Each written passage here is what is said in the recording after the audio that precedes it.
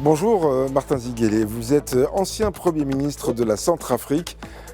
Bienvenue dans l'édition matinale de Média TV. On va parler avec vous d'économie, de l'économie africaine en général et du commerce intra-africain en particulier. Ce commerce, on le voit commencer à se déployer, mais c'est encore timide. Est-ce que vous pensez que, oui ou non, il peut véritablement déployer ses ailes, sachant que le marché est considérable, on le dit depuis de nombreuses années, mais ça n'arrive toujours pas? Oui, bonjour à vos auditeurs et à vos auditrices. Je pense que ce qui est important, c'est de noter que la volonté de l'ensemble du continent africain, c'est-à-dire 53 États, a été concrétisée déjà depuis 2021 avec l'entrée en vigueur du ZLECAf. Il faut retenir que sur l'ensemble des pays africains membres de l'Union africaine, tous les pays ont ratifié le traité du ZLECAf, sauf aujourd'hui l'Érythrée, dont on attend encore la réponse. Et donc, le défi est important. Nous sommes tous d'accord, nous Africains, pour développer le commerce entre nous, parce que aujourd'hui, le commerce entre les pays africains représente 16% de leur activité commerciale, de leurs échanges commerciaux, je veux dire. Et l'objectif, c'est d'aller à plus de 50% d'ici 2030, c'est-à-dire dans 5 ans, en fait. D'ici 5 ans, il faut qu'on arrive à plus de 50% d'échanges entre les pays africains du nord au sud, de l'est à l'ouest.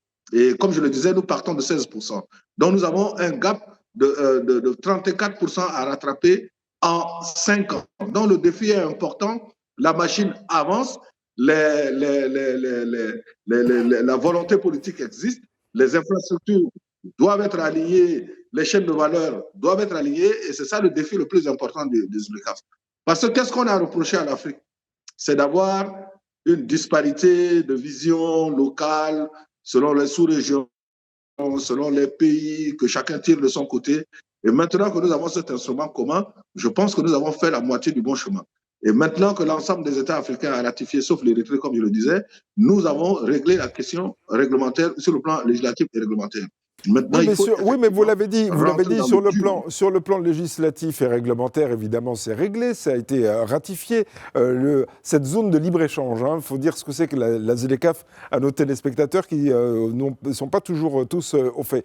C'est une zone de libre-échange qui concerne l'ensemble des pays africains, à part un, vous l'avez dit, pour l'instant, qui n'a pas encore ratifié.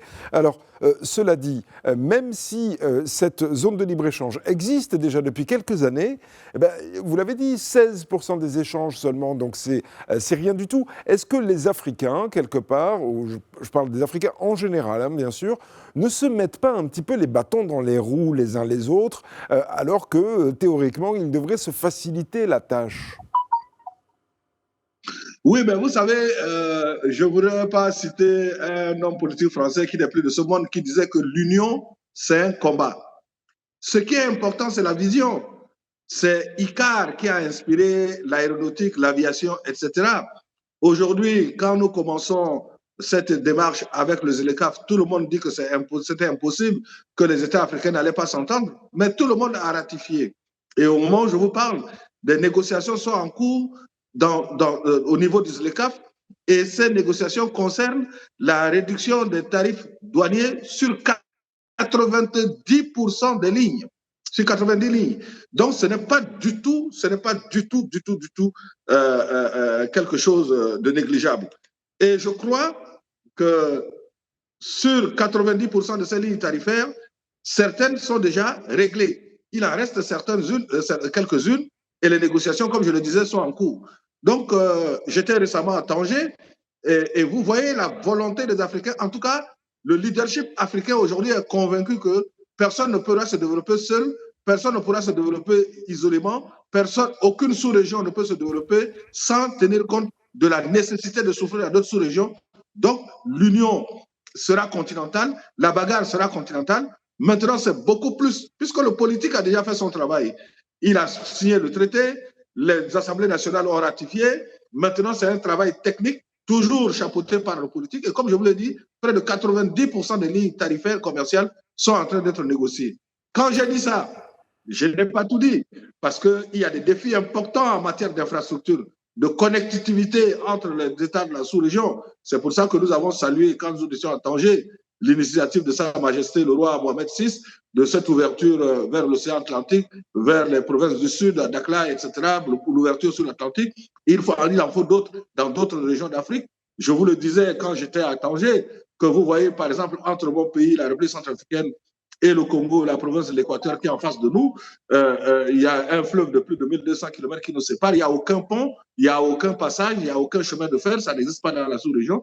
Nous sommes restés dans l'état où Dieu nous a créés. Et ça donne de l'appétit pour faire quelque chose. Donc, moi, je suis, si vous voulez, optimiste. Je sais que ce sera dur, ce sera difficile, mais il faut qu'on y aille. Il faut qu'on y aille. Il vaut mieux ça que rien du tout. Je suis d'accord avec vous, monsieur le Premier ministre. Alors, parlons d'autre chose, si vous voulez bien que ça ait un lien. Les sous-sols africains sont gorgés de richesses et évidemment, il y a une politique d'extraction. Mais il n'y a pas de création de valeur. Ce sont des minerais qui sont vendus à l'étranger, qui sont d'ailleurs très très prisés, mais il n'y a pas de création de valeur en Afrique, alors que les Africains ont besoin de cette création de valeur pour résorber notamment le chômage des jeunes, etc.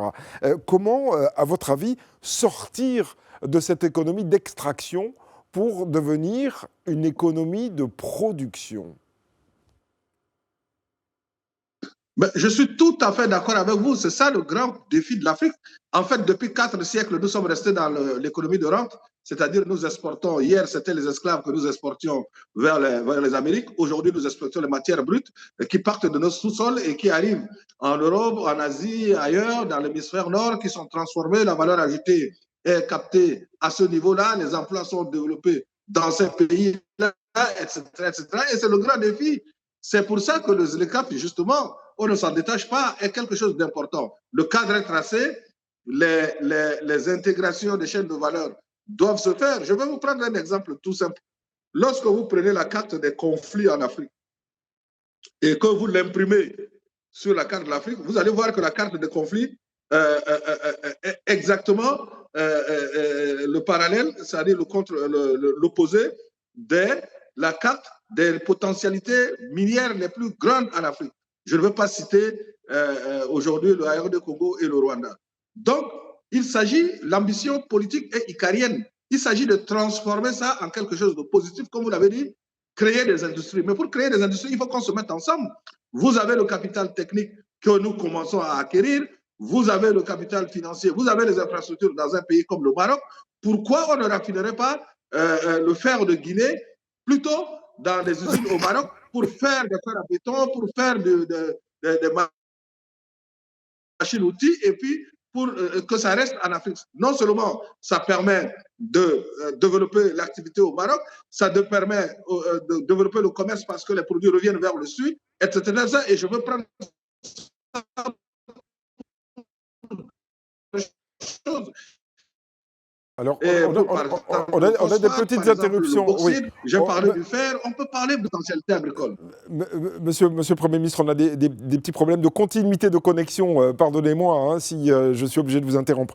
Mais cela dit, pour poursuivre notre entretien et pour essayer d'aller encore un petit peu plus loin dans ce que vous dites, est-ce que, par exemple, comme vous le dites, envoyer dans un autre pays africain des minerais pour qu'ils reviennent, pour voilà, créer une chaîne de valeur intra-africaine. Est-ce que ça peut se faire dans le cadre de la ZLECAf ? Ben oui, bien sûr, puisque la ZLECAf, c'est la libéralisation des échanges entre les États africains. Et dans le stade de développement actuel de nos pays, il y a des pays qui sont en avance sur le plan infrastructurel, sur le plan énergétique, sur le plan du capital humain, sur le plan des opportunités, des possibilités d'exportation, etc. Comment vous pouvez justifier sur le plan intellectuel qu'il soit impossible d'exporter de RD Congo ou de Guinée vers le Maroc ou vers la Mauritanie du fer africain et qu'on dise que c'est possible de le faire vers la Chine ou vers le Japon? Comment on peut expliquer ça de manière, ou vers même l'Australie? Comment on peut expliquer ça intellectuellement? Donc c'est un scandale sur le plan économique. Sans faire de la passion, sur le plan économique, c'est une urgence pour nous de faire du ZLECAf vraiment une terre commune où il y a ce croisement, cet enrichissement réciproque, cette alimentation, je veux dire, des chaînes de valeur des pays producteurs vers ceux qui ont déjà un peu plus de capacité. Et ce faisant, avec la plus-value qui reste en Afrique, les pays producteurs aussi se renforcent, passent à des stades un peu plus développés de la transformation. Et c'est comme ça seulement que nous allons briser le cercle du sous-développement. Sinon, nous resterons toujours une économie périphérique. Oui. Martin Ziguélé, Martin Ziguélé, est-ce que le fait de développer voilà, cette chaîne de valeur intra-africaine de pouvoir, dans le cadre de la ZLECAf, créer vraiment cette chaîne de valeur très très importante, est-ce que ça permettrait, selon vous, un certain rééquilibrage avec les grandes puissances qui sont actuellement d'ailleurs présentes en Afrique? Je pense à la Chine, je pense aux États-Unis, je pense à la Russie. Est-ce que ça permettrait de faire un rééquilibrage économique entre l'Afrique et ces pays, et ces grandes puissances? Absolument. Non seulement ça permettrait un rééquilibrage beaucoup plus rapide qu'on ne le croit, parce que si vous regardez la base industrielle de ces pays, plus de la moitié des matières premières viennent d'Afrique. Et ce qui nous manque, c'est quoi? C'est la technologie, l'environnement et les capitaux. Et mis ensemble dans le cadre sous-régional ou régional, grâce aux ZLECAf, cela est possible. En tout cas, nous devons faire en sorte que cela soit possible, parce que si nous partons du raisonnement que cela n'est pas possible, c'est que nous nous condamnons à rester définitivement des économies de périphérie pour alimenter le centre. Oui. Il y a aussi la question de l'endettement qui est très très importante en Afrique, avec voilà, l'impossibilité peut-être d'actionner certaines politiques parce que pays trop endettés, je pense au Sénégal particulièrement, où on a évoqué la dette cachée depuis quelque temps, les investissements qui sont forcément des investissements étrangers, bref, l'endettement, voire le surendettement africain, est-ce que ce n'est pas un frein au développement du continent? C'est un frein, mais lorsque vous regardez l'histoire économique du monde après la Seconde Guerre mondiale, dans le cadre du plan Marshall, qu'est-ce qui a été fait? La question de l'endettement des pays européens a été considérée comme une question politique par les États-Unis et ça a été traité politiquement. L'endettement est un poids mortel pour l'Afrique, mais l'endettement peut aussi avoir des solutions politiques. C'est pour ça que si l'Afrique parle d'une voix, l'Afrique peut convaincre le monde entier pour qu'il y ait un aggiornamento sur le problème de l'endettement. Effectivement, la situation des pays africains est différente. Quand vous n'avez pas beaucoup de ressources et que vous avez une dette lourde qui est supérieure à 80, même parfois 100% de votre PIB, mais les perspectives de développement sont éteintes. C'est pour ça que l'endettement est un problème politique. Mais vous savez que les problèmes politiques se règlent lorsqu'il y a union ou unité de vue des personnes qui souffrent de cette situation. Donc c'est pour ça que le ZLECAf appelle au réalisme et à l'unité économique. Et l'unité économique permet de négocier sur les dossiers sensibles comme celui de l'endettement, parce qu'effectivement, l'endettement, c'est le premier frein au développement. Oui. Est-ce qu'on est en train d'assister, avec ce que vous dites, avec vos propos et avec votre optimisme sur le développement du commerce intra-africain, et pas que du commerce, le développement économique africain, est-ce qu'on est en train d'assister à une africanisation de l'économie, c'est-à-dire que le modèle maintenant, il doit être intra-africain et non plus à l'extérieur?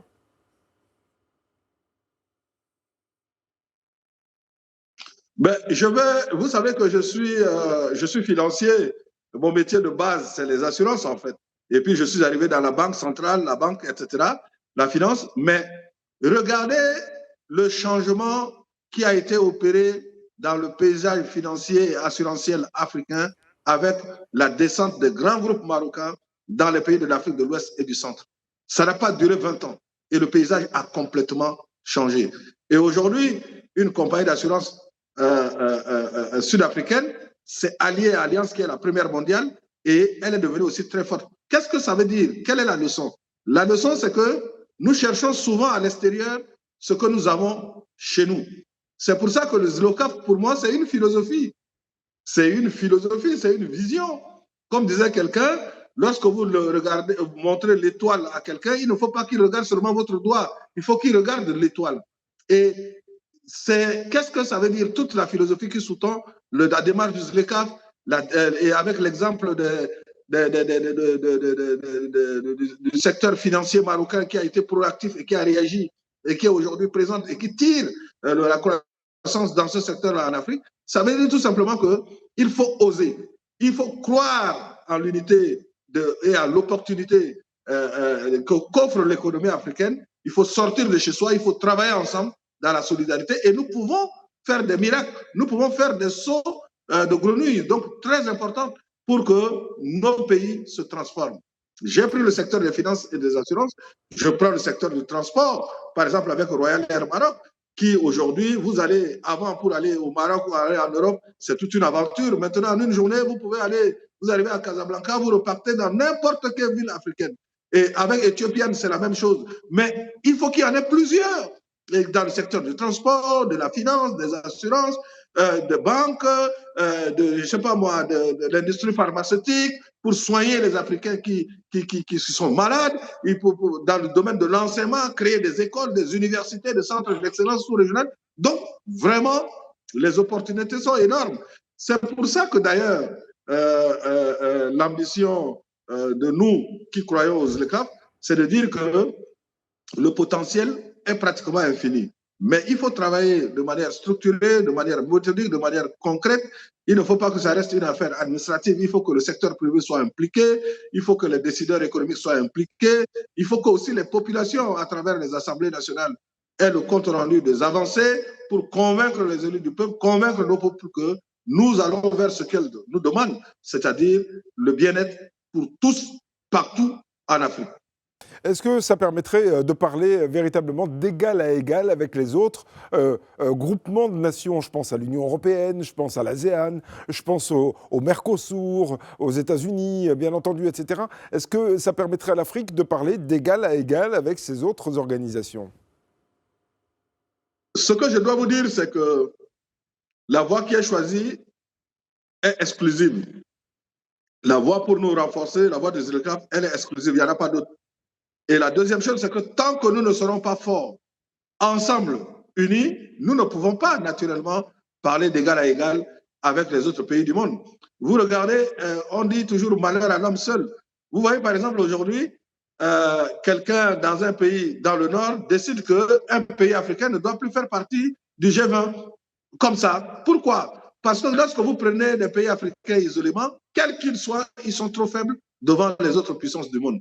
Heureusement que dans le cas que je cite, il y a la solidarité d'autres pays du Nord pour empêcher ce dictat. Mais c'est un exemple de ce qui arrivera à chacun d'entre nous lorsqu'il aura choisi d'avancer seul. C'est pour ça que c'est dans l'union, et je dis dans l'union structurée, réfléchie, intelligente, lucide, que nous pouvons devenir plus forts. Et lorsque nous pesons fort, nous pouvons parler d'égal à l'égal. Vous avez vu l'entrée de la Chine parmi les membres permanents du Conseil de sécurité des Nations Unies et l'accroissement de sa part dans la Banque mondiale. Tout ça, c'est dû aux résultats économiques. Parce que Deng Xiaoping a fait sortir plus d'1 milliard de Chinois de la pauvreté sur une population d'1 milliard d'eux. Ils sont devenus une puissance économique que personne ne peut négliger. Donc, on leur donne la place pour parler à d'autres. Et lorsque ils n'ont pas pu, la Chine a compris que selon le consensus de Washington, elle ne peut pas changer grand-chose au fonctionnement des institutions, Banque mondiale, FMI, etc. Qu'est-ce qu'elle a fait? Elle a créé la Banque des investissements, des infrastructures en Asie, mais qui en fait travaille dans le monde entier. En fait, c'est le dédoublement de la Banque mondiale. Mais lorsque vous êtes fort, vous pouvez créer l'environnement qui correspond à vos intérêts. C'est une loi de la vie. Il faut être fort pour créer les environnements qui vous permettent de vous épanouir. Monsieur le Premier ministre, vous semblez être quelqu'un de très franc, qui n'utilisait pas la langue de bois, et ça fait plaisir à entendre. Est-ce que vous pouvez dire ce matin que la ZLECAf, l'union des pays, le rapprochement entre les uns et les autres en Afrique, l'africanisation de l'économie, comme on en a parlé, c'est une forme d'affranchissement d'une colonisation économique? Mais c'est la voie de la libération. La libération de l'Afrique, la vraie libération de l'Afrique, ce sera par l'économie. Comment quelqu'un qui a faim, qui est malade, qui n'est pas éduqué, qui n'est pas instruit, qui ne peut pas se déplacer, comment vous pouvez me dire que cette personne est libre? Donc la vraie voie de la libération de l'Afrique, de toute l'Afrique, et de l'ensemble de l'Afrique, y compris les jeunes, les femmes, les paysans, etc., passe par l'approfondissement de cette recherche d'intégration très forte de l'Afrique pour que nous ayons un marché économique africain fort. En ce moment-là, nous pouvons nous asseoir devant les autres pays du monde, pas en adversité, mais d'égal à égal, pour travailler et que chacun travaille, comme on dit, pour des intérêts mutuels. Parce qu'aujourd'hui, notre rôle, c'est le rôle des porteurs d'eau. Nous apportons de l'eau à d'autres pour boire, pour se baigner, pour faire la cuisine, mais nous-mêmes, nous mourons de soif. C'est ça, l'Afrique, aujourd'hui. Et les femmes et les hommes politiques africains, comme vous en êtes, portent la responsabilité devant la jeunesse africaine de développer l'économie, c'est maintenant. Ah oui, développer l'économie, c'est maintenant. Mais vous savez, aujourd'hui, en 2030, autour de 2050, nous serons 1,5 milliard d'Africains. Et dans les 1,5 milliard, il y aura plus de 60% des jeunes, c'est-à-dire 1 milliard à peu près de jeunes qui seront là dans 25 ans, dans une génération. Qu'est-ce qu'on leur donne? Qu'est-ce qu'on fait pour que ces enfants-là, ces jeunes-là puissent avoir l'éducation qu'il faut, aspirer au bien-être? Et à l'ère de technologie de la communication, où le jeune qui est assis à Tanger voit exactement ce que le jeune fait au Japon ou en Suède ou aux États-Unis, et il veut arriver à ce niveau de vie ou d'opportunité. Nous ne pouvons le faire en Afrique qu'en nourrissant notre économie, en étant beaucoup plus lucide et beaucoup plus intelligent et moins idéologue, mais plus pragmatique pour produire des résultats. À midi, chacun vient à la maison pour dire il faut que je mange. Il faut que l'Afrique fasse rêver les Africains. Absolument. Il faut que l'Afrique fasse le job pour que les Africains vivent dignement sur leur terre. Merci beaucoup, Monsieur le Premier ministre Martin Ziguélé, d'avoir été l'invité de l'édition matinale de Midi 1 TV. Je rappelle donc que vous êtes ancien Premier ministre de la République de Centrafrique. Vous étiez en direct de Bangui. Merci encore et excellente journée à vous.